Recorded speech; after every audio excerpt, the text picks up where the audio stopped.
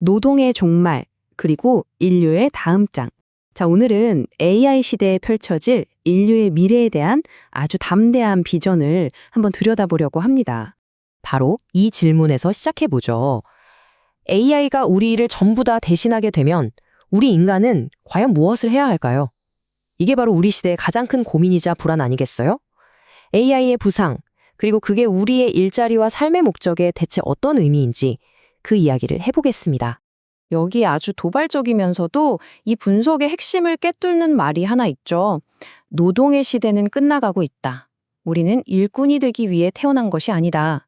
이 말을 잘 생각해 보면요. 어쩌면 진짜 문제는 기술 자체가 아니라 일이라는 것에 대한 우리의 낡은 생각, 그 정의에 있을지도 모른다는 겁니다. 자, 그렇다면 이 노동의 시대라는 게 대체 어떻게 끝을 향해 가고 있다는 걸까요? 우선 우리가 당연하게 여겼던 전통적인 역할들이 어떻게 사라지고 있는지부터 한번 살펴보겠습니다. 예를 들어 볼까요? 지식을 전달하는 역할들, 좀 학교 선생님 같은 경우요. 전통적인 방식의 가르치는 일은요, 이제 AI가 인간보다 훨씬 더 효율적으로 처리할 수 있게 될 겁니다. 그러니까 단순히 교과서에 있는 지식을 전달하는 역할은 더 이상 필요 없어질 수도 있다는 거죠. 이게 근데 지식 노동자한테만 해당되는 얘기가 아니에요. 식당에서 음식을 나르고 돈을 받는 것 같은 단순 서비스직도 보세요. 이미 키오스크나 로봇으로 빠르게 대체되고 있잖아요. 이건 정말 사회 전반에 걸친 거대한 변화의 시작입니다. 아니, 그럼 이런 직업들이 다 사라지고 있다면 도대체 지금 끝나가고 있다는 일과 그걸 대체할 새로운 목적은 뭐가 다른 걸까요? 이 둘의 차이를 명확히 알아야 합니다. 우선 우리가 이제는 좀 버려야 할 낡은 개념부터 보죠. 바로 일, 즉 노동입니다. 이건 기계처럼 반복적이고 언제든 다른 사람이나 기계로 대체 가능하고 오직 결과물을 뽑아내는 데만 집중하는 작업이죠. 바로 이런 것들이 자동화의 첫 번째 대상이 되는 영역입니다. 그럼 그 반대편에 있는 새로운 개념은 뭐냐? 바로 활동입니다. 이건 철저하게 인간 중심적이고 창의적이에요. 또 연고와 사람 사이의 연결을 바탕으로 하죠. 그래서 완전히 새로운 가치를 만들어내고 기계는 절대 따라할 수 없는 우리 고유의 영역이 되는 겁니다. 자, 이 표를 보시면 그 차이가 한눈에 들어오죠. 이게 정말 중요한데요. 우리가 어떤 갈림길에 서 있는지를 아주 명확하게 보여주거든요. 왼쪽은 기계적인 일, 오른쪽은 창의적인 활동입니다. 우리는 이제 선택해야 하는 거예요. 계속해서 기계와 효율성 경쟁을 할 것인가, 아니면 기계가 절대 복제할 수 없는 존재로 진화할 것인가. 좋아요. 그럼 이 활동이라는 게 구체적으로 어떻게 새로운 목적이 될 수 있을까요? 막연하게 들릴 수 있으니 일에서 활동으로 바뀌는 실제 사례들을 보면서 한번 알아보겠습니다. 자, 먼저 예전의 교육 방식을 한번 생각해 볼까요?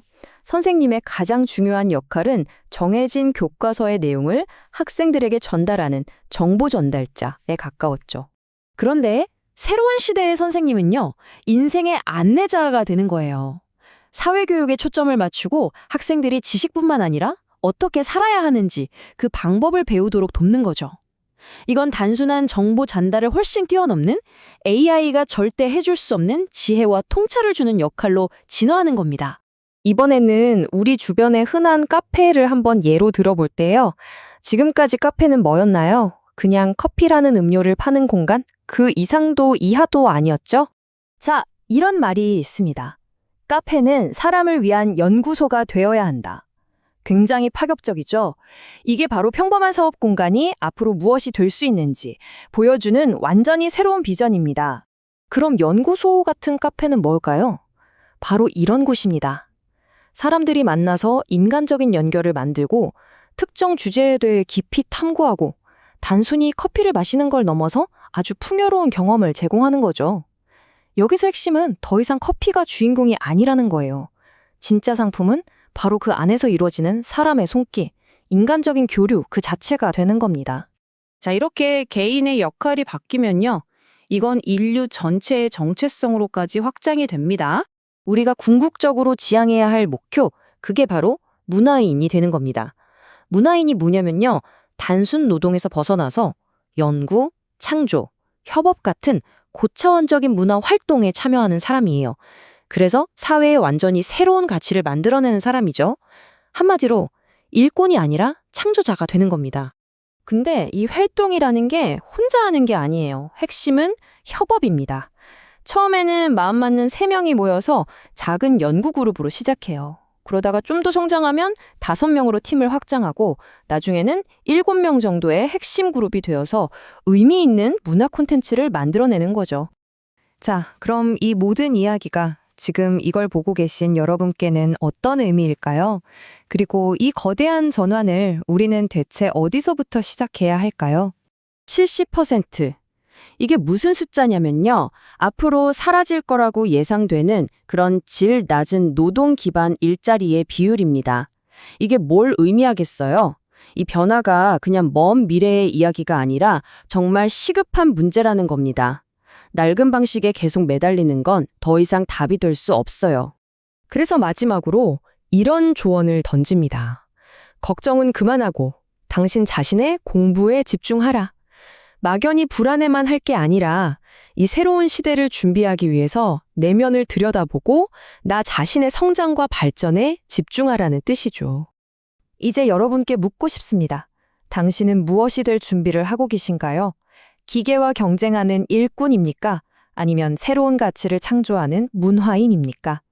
여러분의 미래와 앞으로 걸어갈 길에 대해 깊이 생각해보게 만드는 질문입니다.